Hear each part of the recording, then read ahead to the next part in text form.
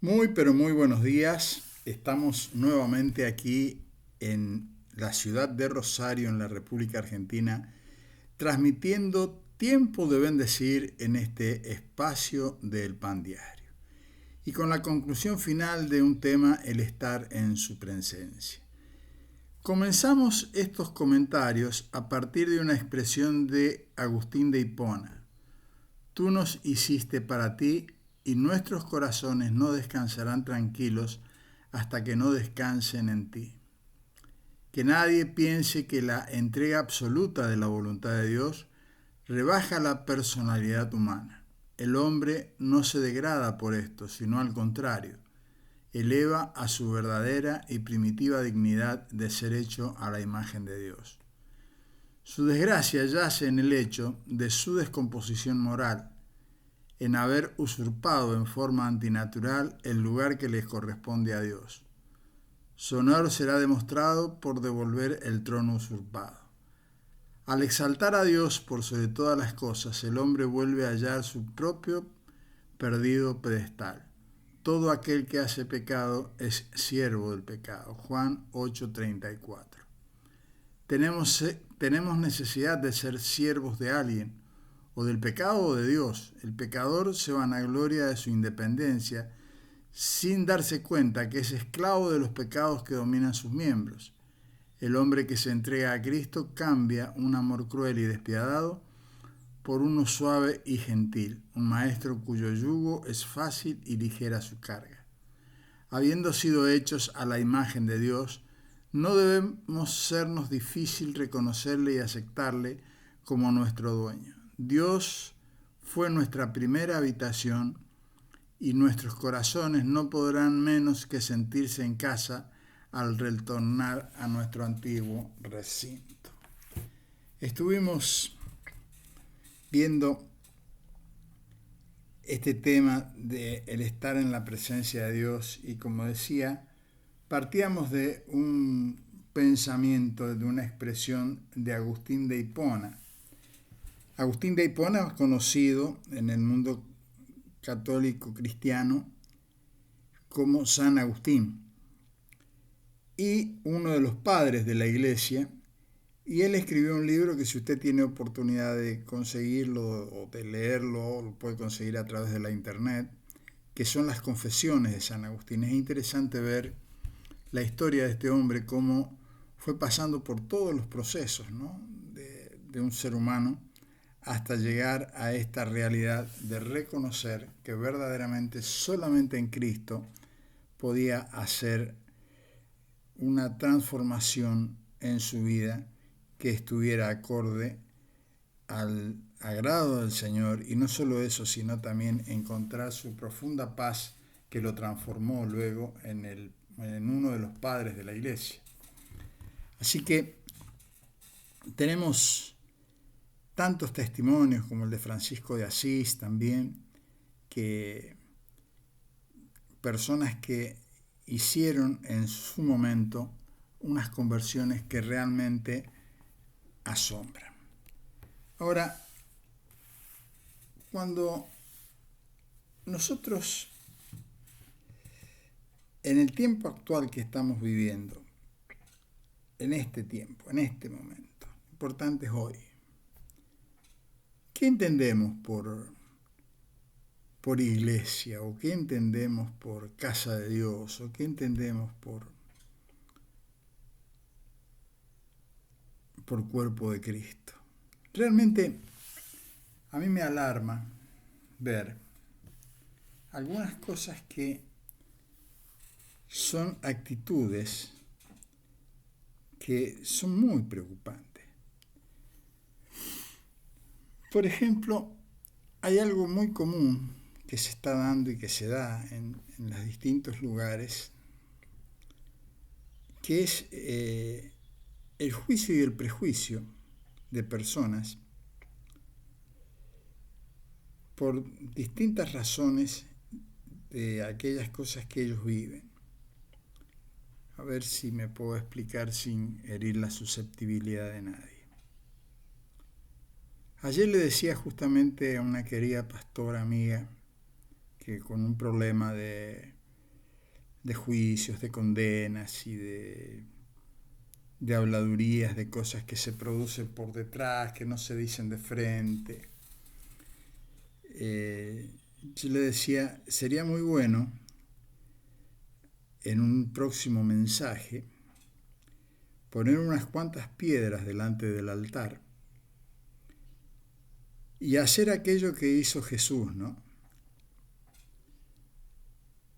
Pedirle a la gente que tome una piedra cada uno y bueno, de aquella persona que se está hablando, que se está juzgando, que se está menospreciando, que se está diciendo cosas, que el que esté libre de pecado se anime a tirar la primera piedra. Es muy fácil, subirse al dolor ajeno. Es muy fácil subirse al error ajeno, porque puede ser que la persona esté equivocada en su andar o en su caminar. Por eso yo escribí acá, ¿no es cierto?, que nadie piense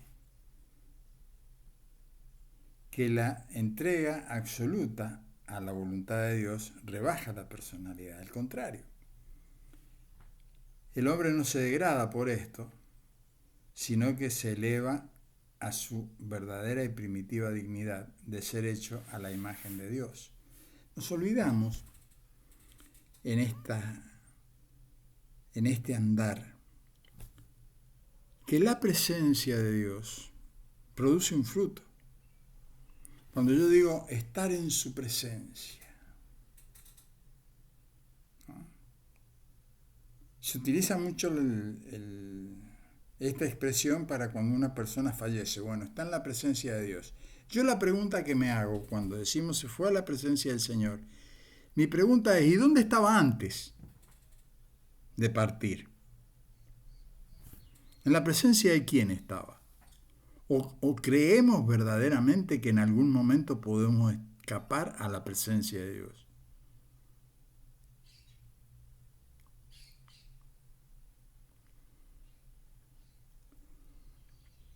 ¿A qué viene esta reflexión? Aquellas cosas que veníamos hablando y que lo veníamos hablando en estos videos. Del Señor cuando nos llama y que llama a la humanidad, la llama desde la cruz. No nos olvidemos nunca eso. Yo me siento muy halagado porque tengo un llamado y soy apóstol, soy pastor, soy el cuidador de la sana doctrina. Y me olvido de la principal. Nos creemos guardianes de la sana doctrina, olvidándonos de lo principal, que el llamado está desde la cruz. Alguien tuvo que morir, sufrir, padecer y tomar mi lugar.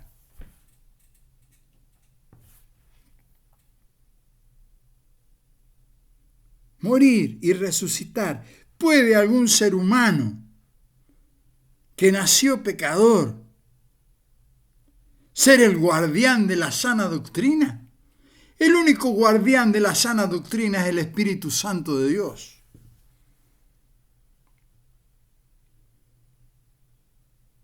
Él es el que revela la persona de Jesucristo en el corazón de aquellos que reconocen verdaderamente que necesitan ayuda y que no tienen la necesidad de andar con una piedra en la mano a ver a quién le pegan el primer pedrazo.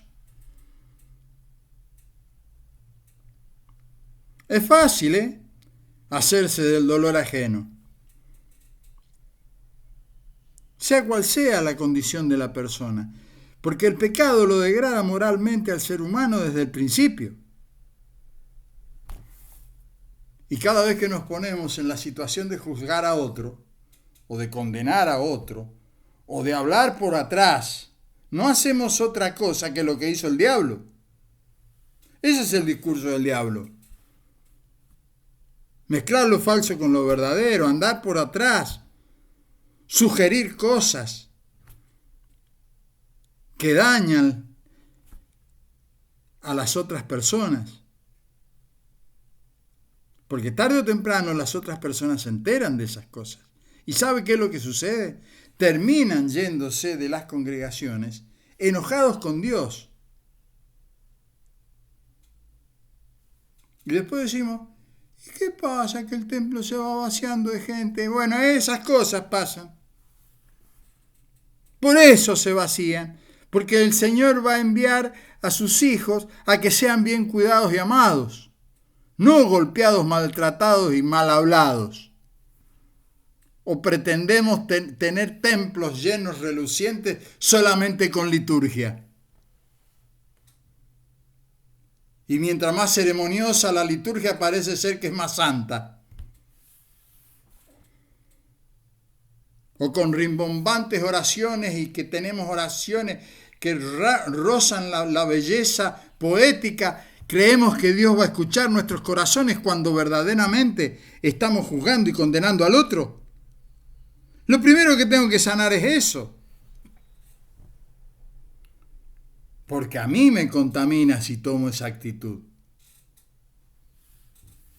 Perdóneme este enojo. Es un enojo santo. Que lo tuvo Jesús. Y lo sigue teniendo Jesús. No crea que Jesús pasa por alto estas cosas. Por algo dice en la palabra que el juicio empieza por la casa de Dios. Toda situación de juicio, con la vara que medimos vamos a ser medidos. ¿O pretende usted que Dios mienta en su palabra y diga después otra cosa? No, a aquel lo voy a medir con una vara y a vos te voy a medir con otra. No, la vara que medimos es la que nos mide a nosotros.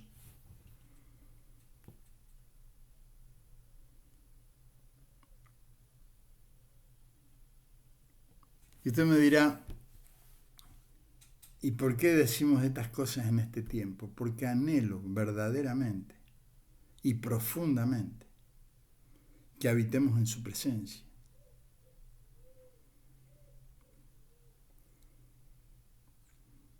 ¿Para qué? Porque a través del amor de Dios, nosotros hacemos contactos con la esencia de lo que Dios es.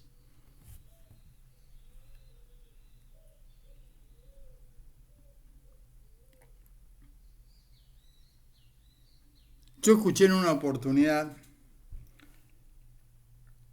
a una persona, apóstol ella,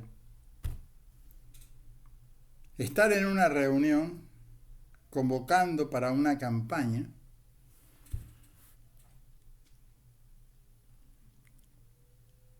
y con una gran congregación de mucha gente, con todos los cuadros y todas las cuestiones formadas en su ministerio. Y cuando llegó el momento de ver cómo se iban a repartir las decisiones de fe de las personas en las distintas congregaciones, no tuvo nada más que decir lo que había en su corazón, que desdibujó todo para mí y para muchos de los que estábamos ahí, que terminamos yéndonos del lugar. Desdibujó todo lo bonito que podía mostrar como gran congregación. Dice, vamos a repartir equitativamente las tarjetitas, dice, aunque lástima, dice que la vamos a tener que repartir entre algunas congregaciones que verdaderamente son como kiosquitos. ¿Cuáles eran las congregaciones de kiosquitos? La gran mayoría de las iglesias que eran pequeñas iglesias, de poca gente. Y ahí quedó desnudado, ¿no? La soberbia quedó desnudada.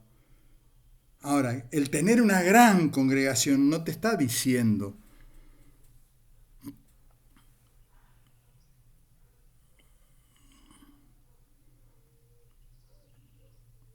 que la congregación es tuya.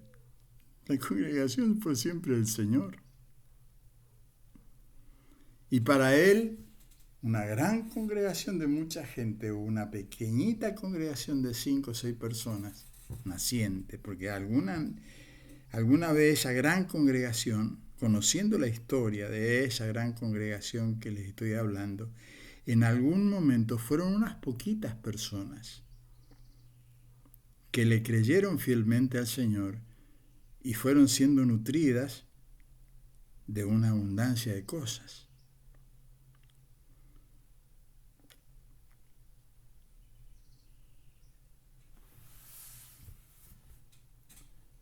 ¿Cómo es? ¿Cómo es? ¿Cómo juzgamos? ¿Cómo miramos? ¿Cómo miramos al otro? ¿Cómo nos paramos delante del Señor a decir, voy a orar por fulano, ¿no? Y pedirle a Dios inclusive hasta que lo saque de la congregación?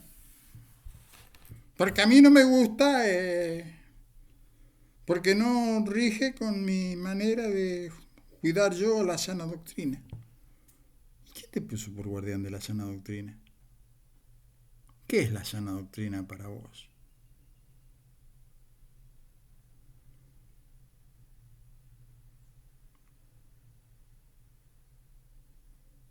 Tenemos que mirar estas cosas, ¿no? Ustedes saben que yo hablaba el otro día, la otra vuelta con los hermanos en la iglesia. Y le decía a los hermanos, me surgió una pregunta. ¿Qué pasaba que a veces las familias,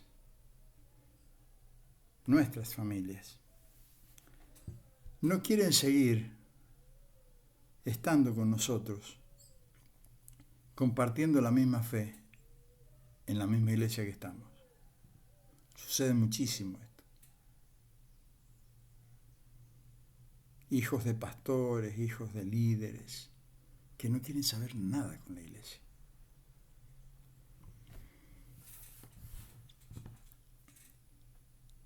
Y yo le decía a los hermanos, es el síndrome de la sobremesa que produce eso. Usted me dirá cuál es el síndrome de la sobremesa. Un síndrome que lo inventé yo, no sé, qué sé yo. Pero para mí es el síndrome de la sobremesa. Estamos sentados a la mesa,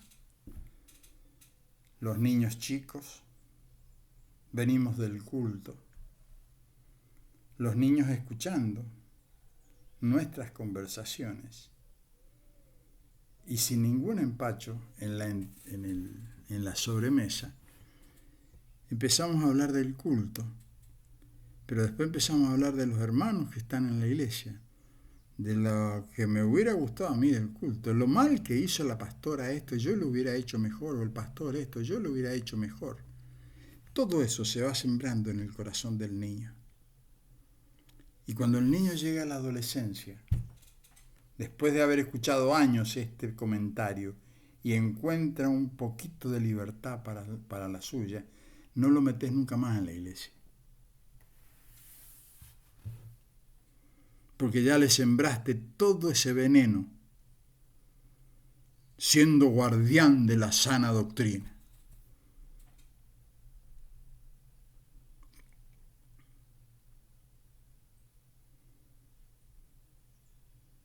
¿Cuál es el efecto? El diablo logró su cometido.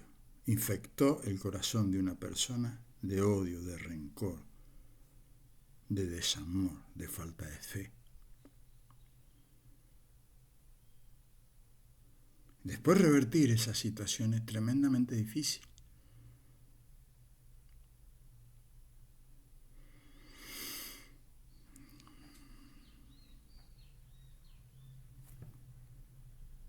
Tira la piedra, hermana, tira la piedra, hermano, tirala lejos.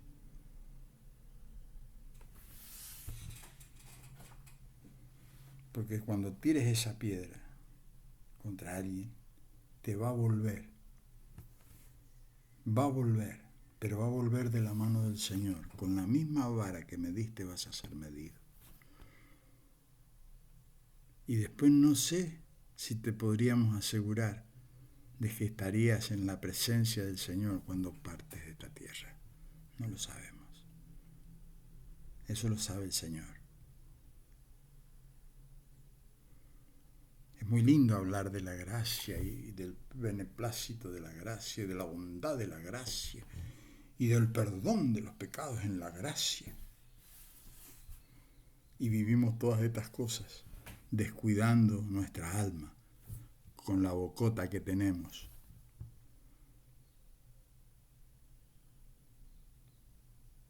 Es tiempo de bendecir. Es tiempo de decir bien. Hemos sido amados profundamente. Hemos sido partícipes de una naturaleza divina a costo de un sacrificio tremendo.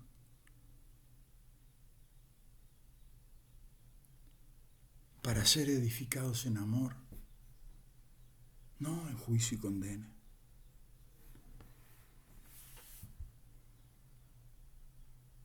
Fíjense, y con esto termino, el Padre dice en la palabra que el Padre le dejó el juicio al Hijo. Ni el Padre nos juzga en este tiempo, el Hijo. Y el Hijo nos juzga desde su dolor, desde su entrega, desde su sacrificio. Cada persona de esas que a veces estamos hablando mal o hablando por atrás, está siendo amada profundamente por aquel quien entregó su vida por él. Y yo no tengo ningún derecho y usted no tiene ningún derecho de menospreciar que alguien entre al reino, porque a mí me parece que no debería estar en bien y en pro de la sana doctrina. Cuidado que lo van a descolgar de la cruz a usted. Tenga cuidado.